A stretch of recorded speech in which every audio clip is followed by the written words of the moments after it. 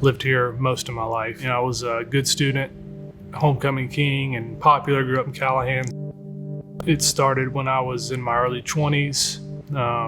Got married, had a kid, have all these hopes and dreams growing up, and think of how your life's going to go, and then you never think that you're going to be in your 30s and in and out of jail and a slave to this thing that dictates whether you are happy or not, or what you can do in your everyday life, with work or family or just whatever. You're beholden to this thing. It made me somebody that I didn't recognize for a long time.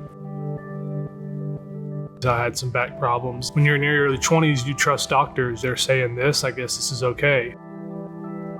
For me, I wasn't taught enough about how to handle certain things with what I was taking. And so you get caught up in this cycle of your body becomes dependent on it. And then in order to not be sick, you start to do things that you normally wouldn't do because you're caught up in a job or a family or whatever. And you just it's like a tidal wave that you're not really paying attention to, and then all of a sudden it's on top of you and you have no control over it and you're just surviving.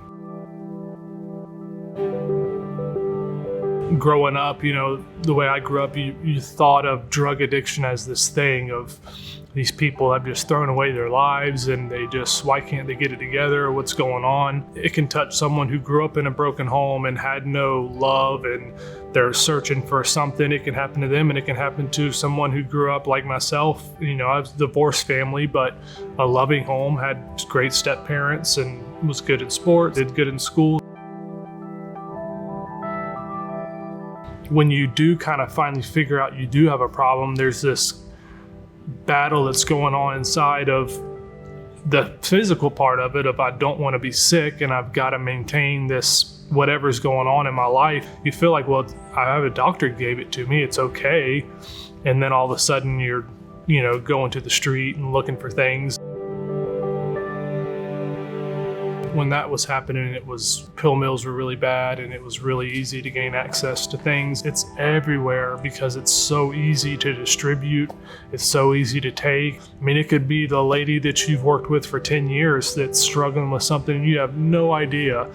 For one, you can take it without anybody seeing you. You can do it very discreetly. You can maintain for a certain level for a while. For me, probably 10 years I did it where nobody really knew I had a problem. Maybe some people close to me could tell just by my behavior that I was a little different, but they would have never thought that I was to that point or it was to that extent.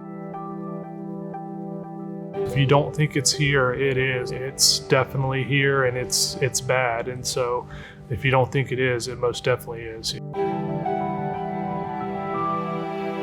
It can touch anybody. People need purpose. You can get that through a lot of different ways and everyone's different. Having someone that would be studied in that or have background in helping people with that, with the mental side of it too, once they get past it, because so many people, they get clean and it's awesome and it's amazing and they're sober, but then it's like, but now what? I don't know what to do really. How do I live again really? And so having some resources would be great.